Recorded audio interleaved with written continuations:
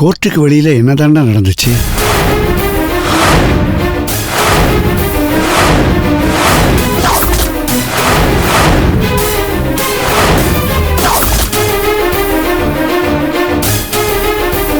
என்னடா ஏன் எல்லாரும் முடிக்கிறீங்க?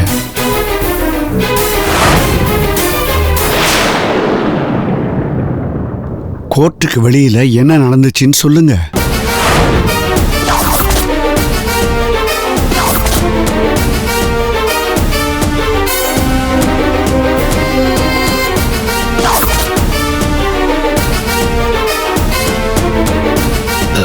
இல்லப்பா, அது ஒன்றும் நடக்கல. எல்லாரும் போனோம், போயிட்டு திரும்பி வந்துட்டோம். அம்மா, நீ அப்பாவை கூட்டு போய் ரெஸ்ட் எடுக்கவே. நீங்க உள்ள போய் ரிலாக்ஸ் பண்ணுங்கப்பா. எந்திரிங்கப்பா, வாங்க.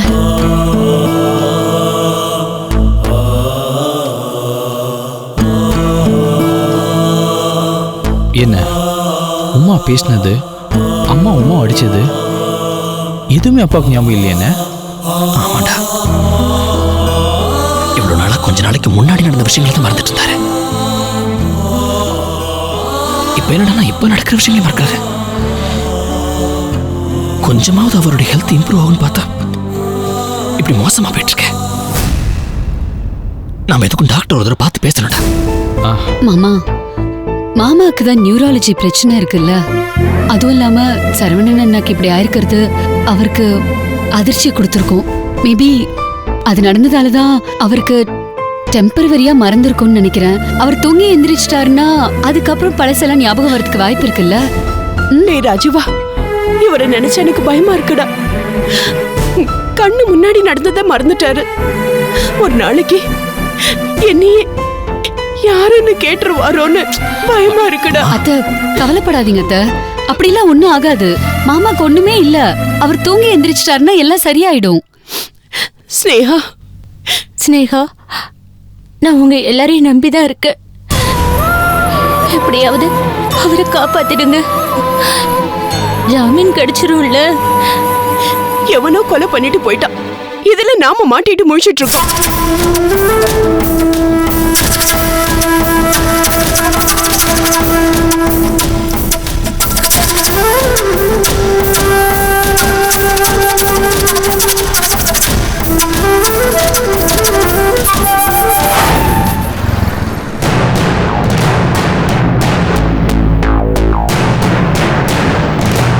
சார், இந்த கேஸ்ல அந்த பொண்ணு மேலேயும் தப்பு இருக்கு சார். தப்பு சரிங்கிறத பத்தி நமக்கு என்னங்க கவலை? சட்டம் என்ன சொல்லுதோ அதை நடைமுறைப்படுத்துங்க. பொது இடத்துல ரோந்து போகணும், பொதுமக்களுக்கு பாதுகாப்பு கொடுக்கணும். இதெல்லாம் நம்ம வேலை தானே. குற்றவாளிகளை பிடிக்கிறது நம்ம கடமைன்னா குற்றங்கள் நடக்காம தடுக்கிறதும் நம்மளோட பொறுப்பு சார். இதை நீங்க எப்பயும் மனசுல வச்சுக்கணும். வாங்க சௌத்ரி, உட்காருங்க. Thank you sir. Hello sir. Hello sir. Kathir murder கேஸ்ல ஏதாவது இம்ப்ரூவ்மெண்ட் இருக்கா? சார், இந்த கேஸ் விஷயமா கொஞ்சம் பர்சனலா பேசணும் sir. Mister Vel and money, நான் சொன்னதை மைண்ட்ல வச்சுக்கோங்க. உங்க கண்ட்ரோல்ல இருக்க ஏரியால பொதுமக்கள், குறிப்பா பெண்கள் கூடுற ஏரியால கண்காணிப்பை நீங்க தீவிரப்படுத்துங்க. ஆள் பற்றாக்குறை இருந்தா ஸ்கூல் காலேஜஸ்ல என்சிசி என்எஸ்எஸ் ஸ்டூடெண்ட்ஸை பயன்படுத்துங்க. அப்பதான் மாணவர்களுக்கும் பொறுப்புணர்ச்சி வரும், பொதுமக்களுக்கும் பாதுகாப்பு இருக்கும். Okay sir. Okay, you may go now. Sir. Sir.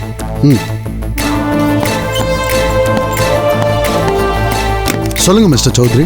Sir, Kathir murder கேஸ்ல நம்ம அரெஸ்ட் பண்ணிருக்கிற சரவணன் என் சம்பந்தி ராகுலோட மூத்த மாப்பிள்ள. எனக்கு அது தெரியுமே. சொந்தக்காரன்னு கூட பார்க்காம நடவடிக்கை எடுத்திருக்கீங்க. டிபார்ட்மெண்ட்ல உங்களுக்கு இருக்கிற நல்ல பேரை காப்பாத்திருக்கீங்க. அதுல ஒரு சிக்கல் இருக்கு சார். என்ன சௌத்ரி, என்ன சொல்றீங்க? உங்களுக்கே தெரியும் என் பையனோட கல்யாணத்துல என்ன குழப்பம் நடந்ததுன்னு. அந்த விஷயத்துல எனக்கும் என் சம்பந்திக்கும் சின்ன கருத்து வேறுபாடு. இந்த நேரத்துல அவங்க மாப்பிள்ளையை அரெஸ்ட் பண்ணதுனால நான் ஏதோ பழைய மனசுல வச்சுக்கிட்டு பழிவாங்கிறத அவர் நினைக்கிறாரு. நேர்மையான போலீஸ்காரனை குடும்ப உறவுகள் என்னைக்குமே புரிஞ்சிக்காது. அது உண்மைதான் சார். ஏற்கனவே அவர் பொண்ணு பிரியா என் மகனை கல்யாணம் பண்ணிக்கிட்டதுனால பாதிக்கப்பட்டிருக்கா சார். இந்த நேரத்துல நான் இந்த கேஸை ஹேண்டில் பண்ணேன்னா அவங்களுக்கு தேவையில்லாத சந்தேகத்தை கொடுக்கும் சார். என்ன நீங்க சொல்ல வரீங்க மிஸ்டர் சௌத்ரி? சார் ப்ளீஸ் என்ன இந்த கேஸ்லேருந்து விடுவிச்சிருங்க சார். வேற யாராவது இன்வெஸ்டிகேஷன் ஆஃபீஸர் அப்பாயிண்ட் பண்ணுங்க. என்ன பேசுறீங்க மிஸ்டர் சௌத்ரி? சாதாரண குடும்ப பிரச்சனைக்காக உங்க கடமையிலிருந்து விலக போறீங்களா? சார் கடமைய என்னால சரியா பண்ண முடியாதுங்கிற பயத்துல தான் நான் இந்த கேஸ்ல இருந்து விலகிறேன் சார். இதை பாருங்க, இந்த கேஸ்ல ஆரம்பத்துல இருந்து இன்வால்வ் ஆனது நீங்க தான். கிரைம் ஸ்பாட்டை இன்ஸ்பெக்ட் பண்ணதும் நீங்க தான். குற்றவாளியை அரெஸ்டும் பண்ணியிருக்கீங்க. இந்த கட்டத்தில் நீங்க வெளியே போனா விசாரணை பாதிக்கப்படாதா? சார் புதுசா வர ஆஃபீஸருக்கு என்னோட என்கொயரியோட அத்தனை ரிப்போர்ட்ஸும் டீட்டெயில்ஸும் ஹேண்ட் ஓவர் பண்றேன் சார். அவருக்கு ஃபர்தர் என்ன கைடன்ஸ் வேணாலும் என் பக்கத்துல இருந்து நான் தரேன் சார். நான் அபிஷியலா இந்த கேஸ்ல இன்வால்வ் ஆகாட்டாலும் என்னால முடிஞ்ச ஒத்துழைப்பு நிச்சயம் கொடுப்பேன் சார். நீங்க என்ன சமாதானம் சொன்னாலும் நீங்க இந்த கேஸ்ல இருந்து வெளியே போறத என்னால ஏத்துக்க முடியாது. இந்த கேஸ்ல அக்யூஸ்டுக்கு உங்களால தண்டனை வாங்கி கொடுக்க முடியும். முக்கியமா உங்களுக்கு ப்ரமோஷன் கிடைக்கும் mister Chaudhary. Thank you for your confidence sir. என் மேல நீங்க நிறைய நம்பிக்கை வச்சிருக்கீங்க. ஆனா இந்த கேஸை பொறுத்த வரைக்கும் நான் விலகி நிக்கிறது தான் நல்லது sir. I am very sorry to say this sir.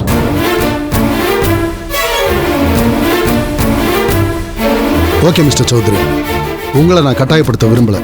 ஒரு இன்வெஸ்டிகேஷன் ஆஃபீஸரை நான் அப்பாயிண்ட் பண்ணிட்டு நான் உங்களை காண்டாக்ட் பண்ணேன்.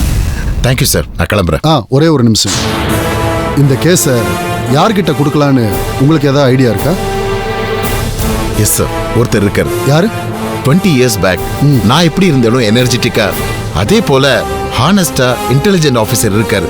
யார சொல்றீங்க? இன்ஸ்பெக்டர் மயில் வாகனன் சார்.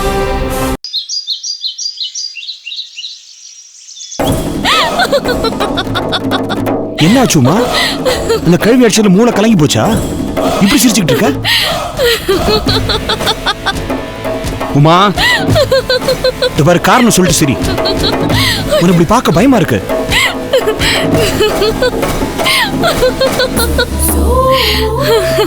உமா,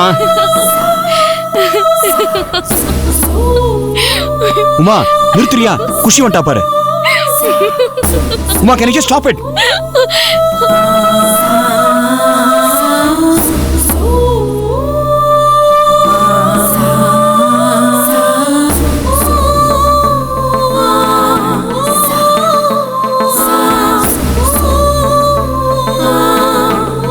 என்ன உமா, ஏன் இப்படி வெறி பிடிச்ச மாதிரி சிரிச்சுக்கிட்டு இருக்க?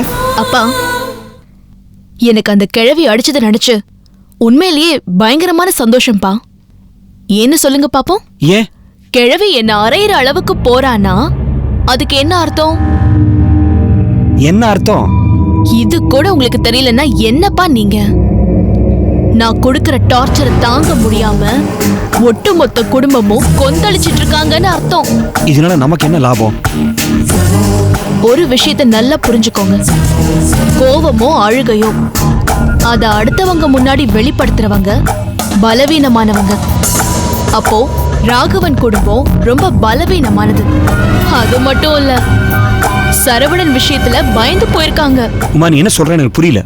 அப்பா, கதிர் பரலோகம் போனதுனால மீனாவோட மானம் கப்பல் ஏறி போச்சு. சரவணன் தூக்குல தொங்க போறான். மீனா வெள்ள புடவையில வீட்டுக்குள்ளேயே முடங்கி கிடக்க போறான். அத பார்த்து கிழவனும் கிழவியும் தேம்பி தேம்பி அழ போறாங்க. மீனா விதவையாயிட்டானா அந்த அதிர்ச்சிலேயே ராகவன் போய் சேர்ந்துருவான். ஒரே வீட்டுல 2 வெள்ள புடவை. அத பார்த்து பார்த்து ஸ்னேகா வயிறு எரியணும். தங்கச்சி அமங்கலைய பார்க்க முடியாம அந்த ராஜீவ் துடிக்கணும். உமா, ஒரு பொண்ணுக்கு இவ்வளவு வெறி ஆகாது. சும்மா இருங்கப்பா. பொம்பளை நினைச்சா எதை வேணாலும் சாதிப்பான்னு அவங்களுக்கு நான் புரிய வைக்கிறேன். உமா, நான் சொல்ல வேண்டியதில்ல. நமக்கே 1000 பிரச்சனை இருக்கு. கதிர் மண்டை போடுறதுனால என்ன நேரம் வேணா நம்ம கழுத்து கத்தி வரும். ஆனா நம்ம ஆளை வச்சு அடிச்சிருக்கோம். மறந்து போயிட்டியா? சரவணன் தான் மாட்டிக்கிட்டானேப்பா. இனிமே நமக்கு என்ன பிரச்சனை? அப்படி சொல்ல முடியாது உமா. நம்ம கேர்ஃபுல்லா இருக்கணும். அந்த கேஸை விசாரிச்சுக்கிட்ட சௌத்ரி அதுல விலகிட்டார். புதுசா வந்திருக்கணும். கண்டிப்பா அதை டிக் பண்ணி நம்மள விசாரிக்க வருவான். இல்லப்பா, அதுக்கெல்லாம் நான் பயப்படவே மாட்டேன். எனக்கு 2 கண்ணு போனா கூட பிரச்சனை கிடையாது. ஸ்னேகாவுக்கு 1 கண்ணாவது போணும். லூசா மணி.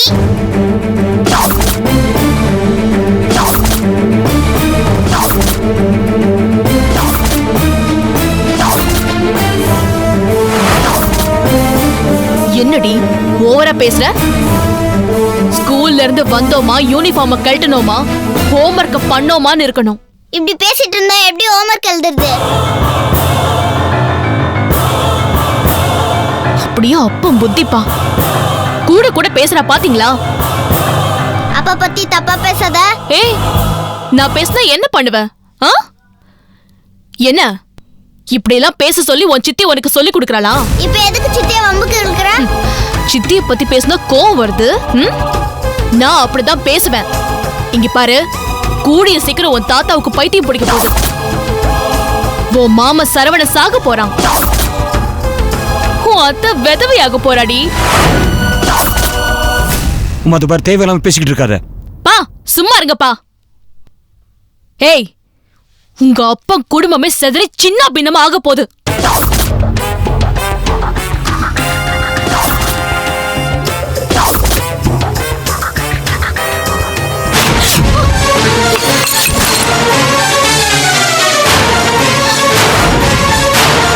குஷி,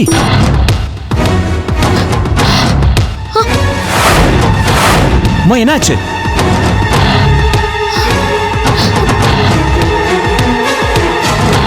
என்ன குஷி நீ?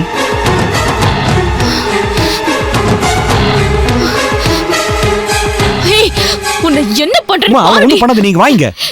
விடுங்கப்பா என்ன. அவ சின்ன பொண்ணு, ரொம்ப பட்டிருக்கு. முதல்ல உள்ள போய் ட்ரெஸ்ஸிங் பண்ணிக்கோ. போ போ, உள்ள போ. குஷி நீ உள்ள போ.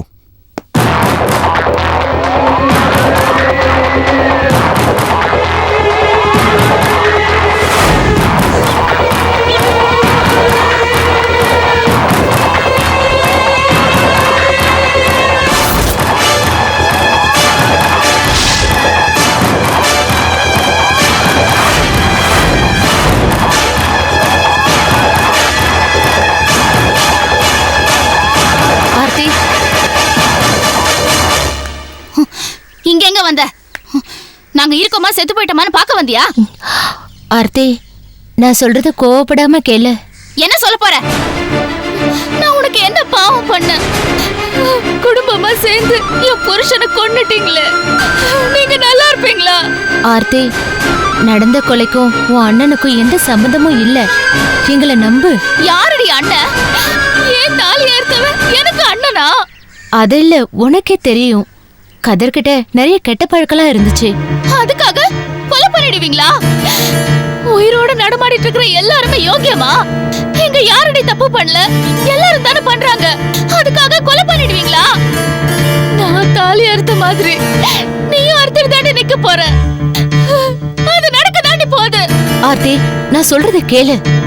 உன் அண்ணனுக்கு கதிர் மேல கோவம் இருந்துச்சு, அது உண்மைதான். ஏன், எனக்கு தான் இருந்துச்சு. அதுக்காக கொலையெல்லாம் பண்ணிடுவோமா? நைஸா பேசி என் மனச மாத்தி உன் புருஷனை ஜாமீன்ல எடுக்கலான்னு பாக்குறியா? உன் புருஷன் ஜெயிலுக்கு போனதே உன்னால தாங்கிக்க முடியலையே. என் பொண்ணு அப்பா எப்போ வருவாரு, அப்பா எப்போ வருவாருன்னு கேட்டுக்கிட்டே இருக்கா. என் நிலைமையை யோசிச்சு பாரு. உன் புருஷன் ஜெயில இருந்தாலும் உசுரோட இருக்கான். என் புருஷன் திரும்பி வர முடியாத இடத்துக்கே போயிட்டாரேடி. நல்லா இருப்பீங்களாடி நீங்க எல்லாம்? ஏடி நீங்க எல்லாம் நல்லா இருப்பீங்களா? போலீஸ் கிட்ட சொல்லி உன் புருஷனை நான் விட சொல்றேன். பதிலுக்கு செத்து போன என் புருஷனை உங்களால திருப்பி தர முடியுமா? ஆர்த்தி, உன் வேதனை எனக்கு புரியுது. ஆனா நீ நினைக்கிற மாதிரி அவருக்கும் இந்த கொலைக்கு எந்த சம்பந்தமும் இல்ல. அவர் அப்பாவிமா. யாரு? உன் புருஷன் அப்பாவியா? அப்புறம் ஏண்டி உன் வீட்டு சம்பந்தி வந்து அவர் அரெஸ்ட் பண்ணி போனாரு? கொலை செஞ்சவங்களை விட்டுட்டு செய்யாதவங்களை புடிச்சிட்டு போக போலீஸ் என்ன பைத்தியமா? இது பாரு ஆர்த்தி, உன் அண்ணனை நீ தப்பா புரிஞ்சிட்டு இருக்க. இல்லடி, இத்தனை நாளா நான் உன்னை நல்லவன் நினைச்சிட்டு இருந்த பாரு, அதுதான் நான் செஞ்ச தப்பு. எனக்கு கொஞ்சம் டைம் கொடு. அவர் இந்த கொலையை பண்ணலன்னு நான் நிரூபிக்கிறேன். உன் புருஷன் செய்யலன்னா வேற யார் செஞ்சது? என் புருஷன் தன்னை தனியாவே அடிச்சுக்கிட்டு செத்து போயிட்டாரா? அவருக்கு ஜாமீன் கிடைச்சி வெளியே வந்தாதான் என்ன நடந்துச்சுன்னு அவர்கிட்ட கேட்க முடியும். முழு உண்மையும் தெரிஞ்சாதான் கொலையாளி யாருன்னு கண்டுபிடிக்க முடியும். அவருதான் கொலை பண்ணாருன்னு தெரிஞ்சா நானே அவரை கொண்டு வந்து உன் காலடியில போடுறேன். இங்க பார், யாரும் ஏன் காலடியில வந்து விழ வேண்டாம். முதல்ல நீங்க இருந்து போ. அதுதான் உனக்கு நல்லது. ஆர்த்தி, நான் உங்ககிட்ட மடிப்பிச்சு கேட்டு வந்திருக்கேன், இல்லைன்னு சொல்லிடாத. ஏன் மஞ்சள் குங்குமத்தை பறிச்சுட்டு யார் ஏமாத்த எங்க வந்து நாடகம் பண்ற? நானே கழுத்து புடிச்சு தள்ளுறதுக்குள்ள மரியாதை எங்கிருந்து போயிடு. இதுதான் உன் முடிவா ஆர்த்தி? உன் புருஷன் தூக்குல தொங்குற நாள் தான் எனக்கு சந்தோஷமான நாள். அந்த நாள் வெகு தூரத்துல இல்ல. இப்ப சொல்றேன் கேட்டுக்கோ. தப்பு பண்ணது என் புருஷனா இருந்தா நானே அவருக்கு எதிராக சாட்சி சொல்லுவேன். ஆனா அவரு நிரபராதின்னு தெரிஞ்சோ என் உயிரை கொடுத்தாவது நான் அவரை காப்பாத்துவேன். இது சத்தியம். ரொம்ப சந்தோஷம். இனிமே உன் புருஷனுக்கு வக்காலத்து வாங்கிட்டு இங்க வராத. எடுத்த காலி பண்ணு.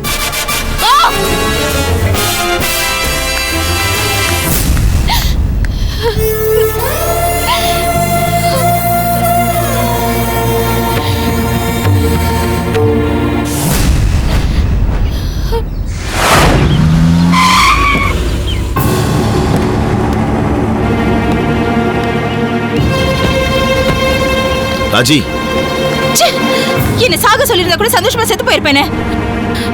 எல்லாருமா சேர்ந்து என்ன அசிங்கப்படுத்திட்டீங்கல்ல. ஸ்னேகாவை வளர்த்து ஆளாக்குனதுக்கு நீ கொடுத்த பரிசான இது எனக்கு. அவங்க எது வேணாலும் சொல்லிட்டு போட்டனே, நீ நம்பின பாத்தியா? அதானே, அதான் என்னால தாங்கிக்க முடியல.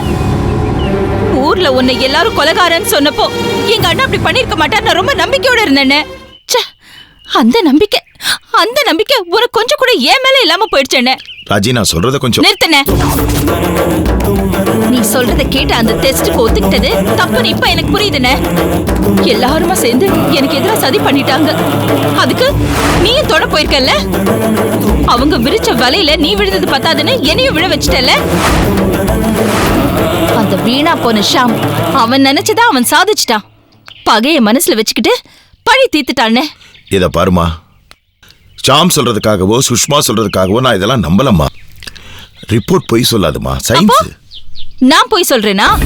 இத பாருனே, நான் ஷாமுக்கு தாரமும் இல்ல, அவன் பொண்ணுக்கு தாயும் இல்ல. நான் மகளா நினைச்சு வளர்த்தது ஸ்னேகாவை மட்டும் தான். இதுதான் நிஜம். ராஜி, டிஎன்ஏ ரிப்போர்ட்னால உன் மேல வச்சிருக்க அன்போ பாசமோ குறைய போதாமா? நீ எப்பவும் என் தங்கச்சிதாம்மா. எனக்கு உன் மேல வருத்தமோ கோவமோ இல்லம்மா. ஆனா ரிப்போர்ட் என்னால நம்பாம இருக்க முடியலம்மா. அப்போ நான் போய் சொல்றேனா? என்ன மீறி டெஸ்ட் ரிசல்ட் மேல நம்பிக்கை இருக்குன்னா அப்போ என் நடத்த மேல சந்தேகப்படுறேன்னு அர்த்தம். சொந்த அண்ணன் கிட்ட போய் சொல்லி ஏன் இமேஜை காப்பாத்திக்க வேண்டிய அவசியம் எனக்கு இல்ல. ராஜி, நான் சொல்றது கொஞ்சம் பொறுமையா கேளுமா. உங்க 3 பேருக்கும் டெஸ்ட் எடுத்த டாக்டர் சாதாரண டாக்டர் இல்லம்மா. இன்னைக்கு சிட்டிலேயே பெரிய டாக்டர் இருக்கலாம். அந்த டாக்டர் டேபிள் மேல அவர் கையில வந்த ரிப்போர்ட்டை வச்சு தானே பேசினாரு. ஏன் லேப்லயே தப்பு நடந்திருக்க கூடாது? அந்த பொய்யான ரிசல்ட்டை வச்சு ஏன் அவர் அப்படி சொல்லிருக்க கூடாது?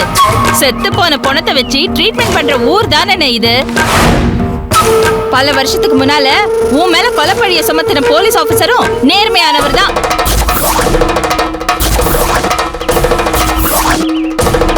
உனக்கு தண்டனை கொடுத்த நீதிபதியும் நல்லவர் தான்.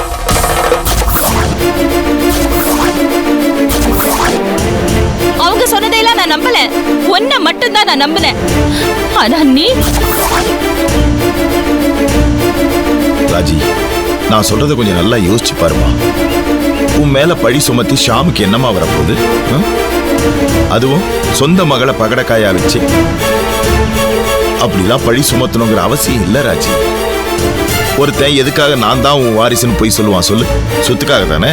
ஏமா, ஷாம் கிட்ட இல்லாத பணமா? சுஷ்மா பேர்ல பல கோடி ரூபாய் இருக்குமா? அந்த பணத்தை வச்சுதான் இப்படி ஒரு பொய்யான ரிசல்ட்ட விலைக்கு வாங்கியிருக்கான். என்ன கேட்ட என் மேல பழிய சுமத்தி ஷாமுக்கு என்ன ஆக போகுதுன்னா பகைன, பல வருஷத்து பகை. எந்த அண்ணனுக்காக அவனோட காதலை நான் தூக்கி எறிஞ்சனோ அதே அண்ணன் முன்னாடி என்ன குற்றவாளியா நிக்க வச்சுட்டானே அவன்.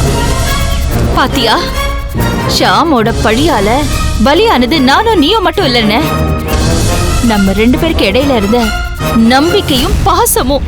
இத பாரு ராஜி, நான் உன் மேல வச்சிருக்கிற பாசம் எந்த காரணத்துக்காகவும் குறையாதுமா. என் மேல இருக்கிற பாசம் குறையாம இருக்கலாம், அது உன் பெருந்தன்மை.